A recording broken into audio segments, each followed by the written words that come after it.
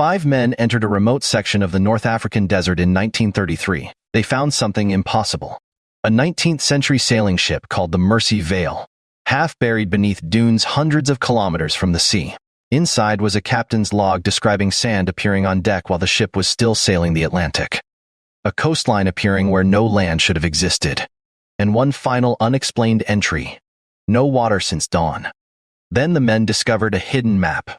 7 ships had been marked across the desert. One appeared directly beneath their camp. That night, a bell rang from below the sand 7 times.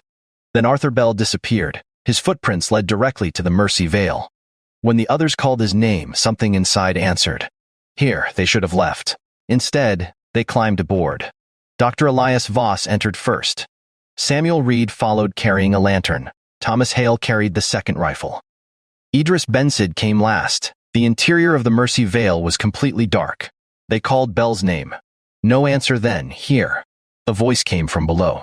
Deeper in the vessel, they descended a narrow stairway. The wood creaked around them, not randomly, rhythmically.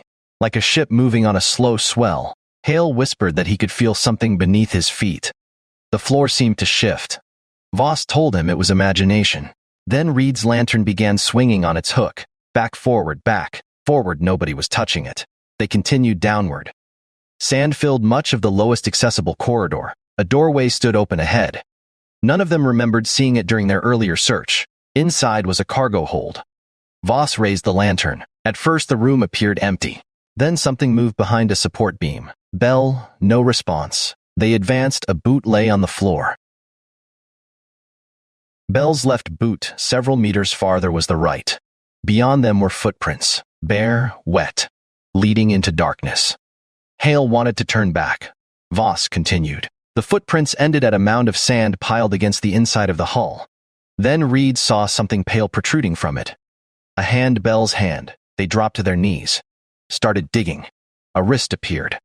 Then an arm. Then Bell's shoulder. He had been buried upright. When they uncovered his face, Bell suddenly inhaled. He was alive. His skin was freezing. His clothing was soaked, not with sweat. With water. Voss touched the fabric, then smelled it. Salt. They carried Bell outside. He remained unconscious until dawn. When he finally woke, he remembered almost nothing. He said he had heard someone calling him, a voice from inside the ship, a voice he recognized, his brother. But Arthur Bell's brother had died 11 years earlier.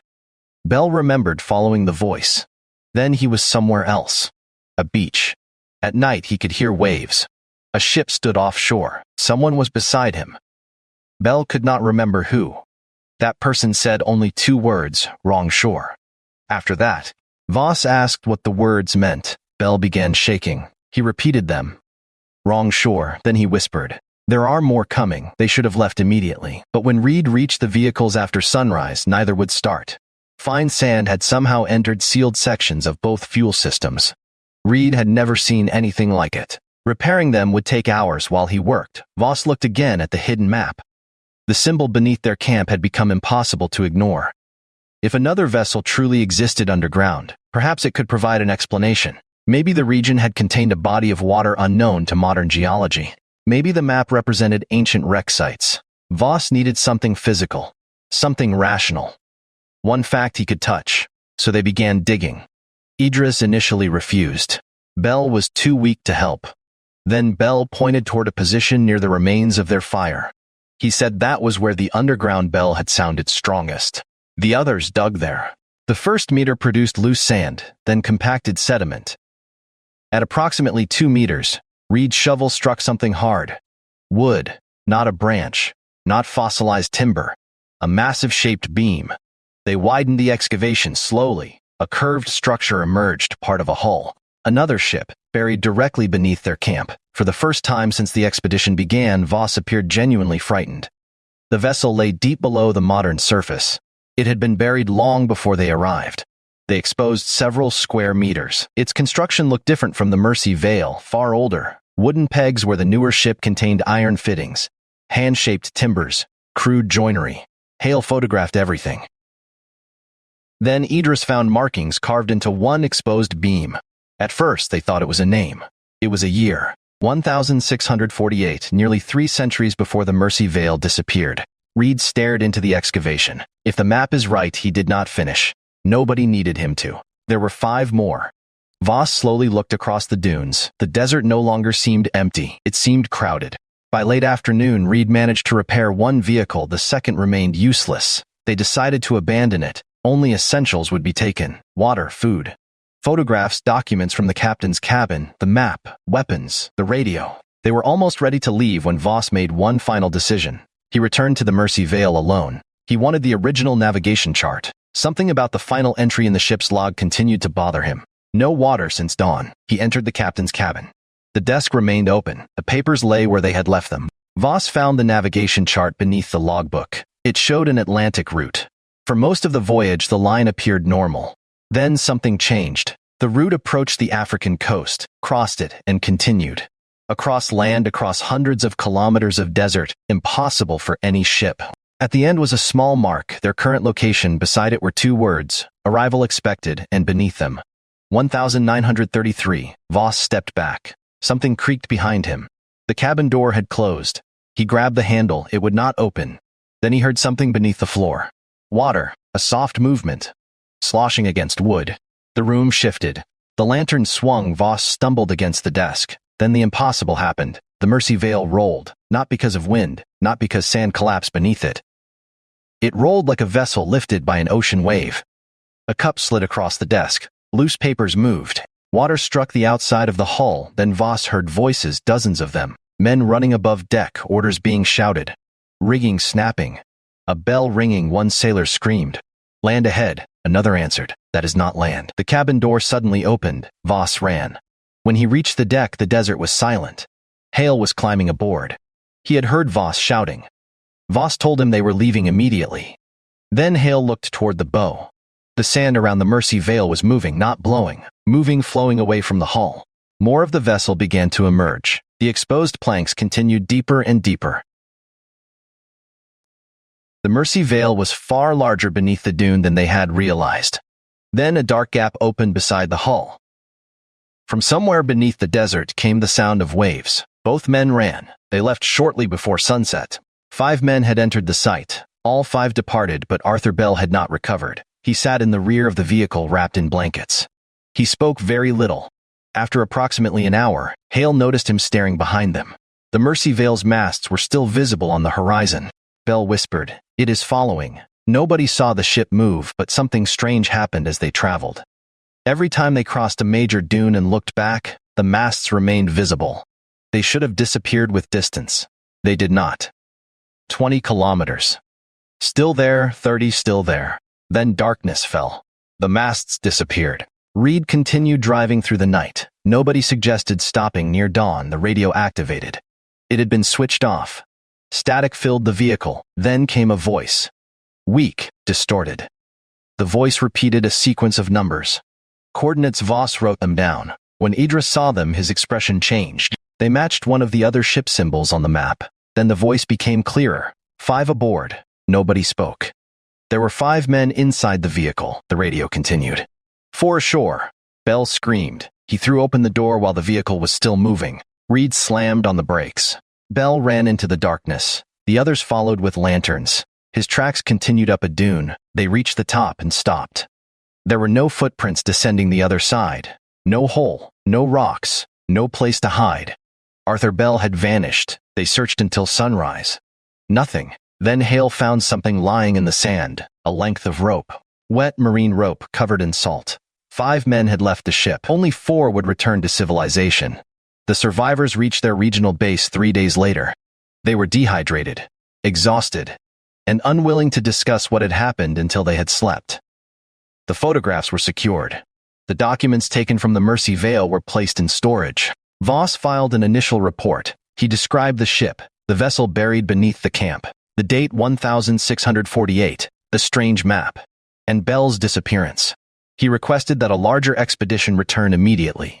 At first, nobody believed him. Then Thomas Hale developed his photographs. The first images were ordinary dunes, rock formations, survey markers, camp. Then came the Mercy Vale, a full-sized black ship rising from the desert. Masts, rigging, hull. Whatever else had happened, the vessel itself had been real enough to photograph. Another image showed its name, Mercy Vale. Another showed the captain's cabin, the logbook, the hidden map. Then Hale developed the photograph he had taken at sunset. The image from the moment he believed someone had been standing on deck. A figure was there. At the stern, tall, wearing dark clothing. Its face was indistinct, but the figure was not alone. Behind it were dozens more, men, women, possibly children, all standing along the deck, all facing the camera. None had been visible when Hale looked directly at the ship. He counted them twice, 47 figures. Then he noticed one person standing closer than the others. Near the edge of the deck, Arthur Bell. There was only one problem. The photograph had been taken hours before Bell disappeared. A second expedition departed 11 days later. This group was much larger, additional vehicles, excavation equipment. A doctor, military escorts. Voss accompanied them. Hale refused. So did Reed. Idris would not even discuss returning. Voss guided the convoy using his own coordinates. The journey took 4 days. They found the ridge, the dry channel, the exact geological formations recorded in his notes. Then they reached the location. There was no ship, only dunes. Voss insisted they had made a navigational mistake. The coordinates were checked. They were correct. He located what he believed was the depression where their camp had stood. They dug where the second buried vessel should have been. Nothing. 1 meter. 25. Nothing. No timber, no iron, no rope, no disturbed sediment. The Mercy Vale was gone. So was the ship dated 1648. So was every trace that either vessel had ever existed. Voss searched for 2 days. On the third morning, one of the soldiers found something protruding from the sand. A glass bottle. Inside was a rolled piece of paper. Voss opened it.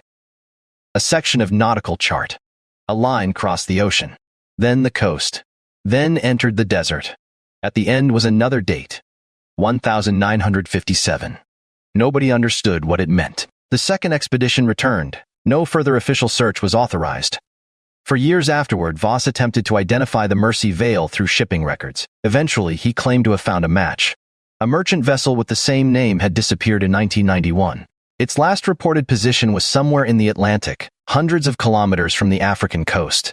No wreck had been recovered. No survivors had ever been found.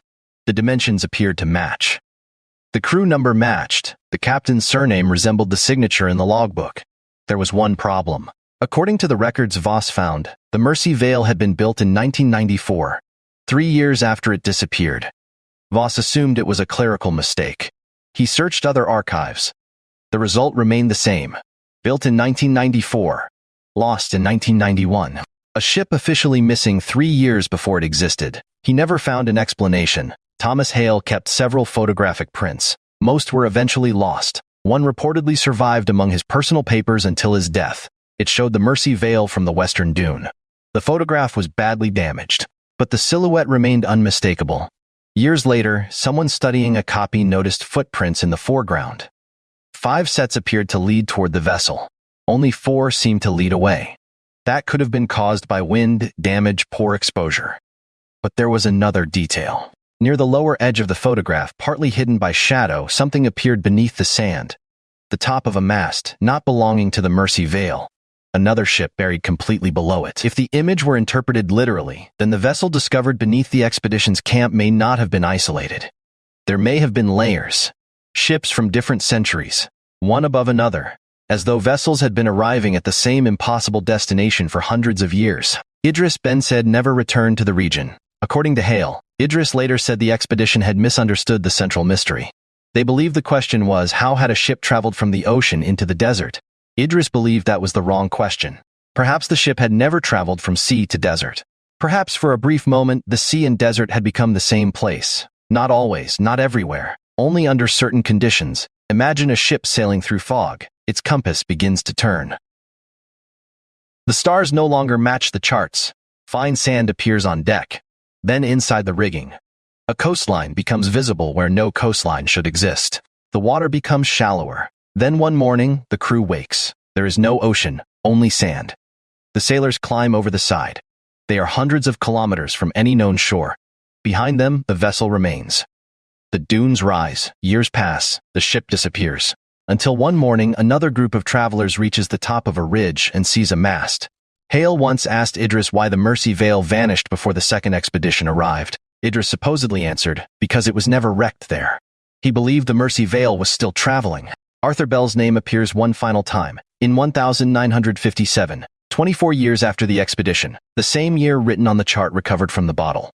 According to the fictional account, a geological team surveyed a different region of desert. Near the coordinates indicated on that chart, they discovered a single object lying on an isolated rock plateau. A ship's bell, heavy bronze. Green with corrosion, no wreck nearby, no timber, no settlement, no explanation for how it reached the location. Something had been carved into the metal, not cast when the bell was manufactured, added later, by hand. It read Arthur Bell 1933. Below his name were 4 words, still looking for shore. The bell supposedly disappeared from storage before it could be formally catalogued. No reliable photograph survived, and there, the trail ends. But one question remains. What did the 7 ships on the map represent? The Mercy Vale was one. The vessel dated 1648 may have been another. 5 locations remained unexplored. If the map was accurate, somewhere beneath the dunes might lie vessels from different centuries. Ships lost in storms. Ships missing without wreckage. Ships whose crews were never found. Perhaps every few decades, certain conditions align. A compass turns. The stars appear wrong. Sand falls onto a deck hundreds of kilometers from land. A sailor looks toward the horizon and sees a coastline that should not exist. The water becomes shallow. The wind dies. And someone writes one final line in a logbook. No water since dawn. But there is another possibility. A more disturbing one. The map aboard the Mercy Vale may not have shown where ships had arrived.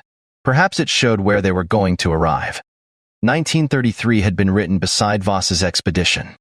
1957 appeared on the chart recovered later. Maybe those dates were not records.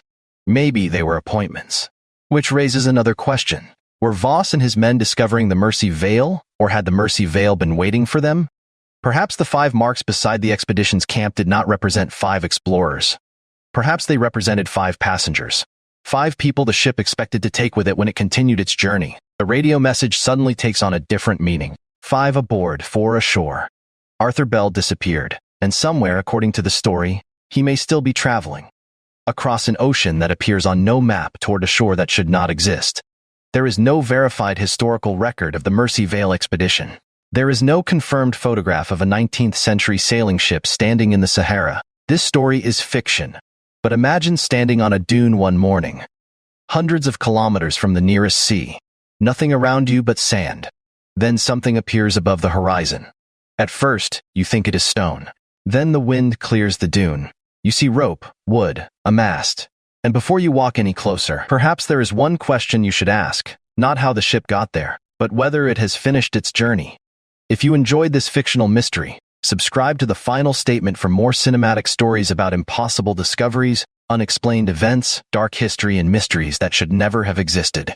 And tell us in the comments if you had been standing on that dune. Would you have entered the ship, or would you have turned around the moment you saw the mast? Because sometimes the safest response to an impossible discovery is to leave it undiscovered. This is The Final Statement. And somewhere beneath a desert no map has fully explained. Something may still be waiting for the tide to return.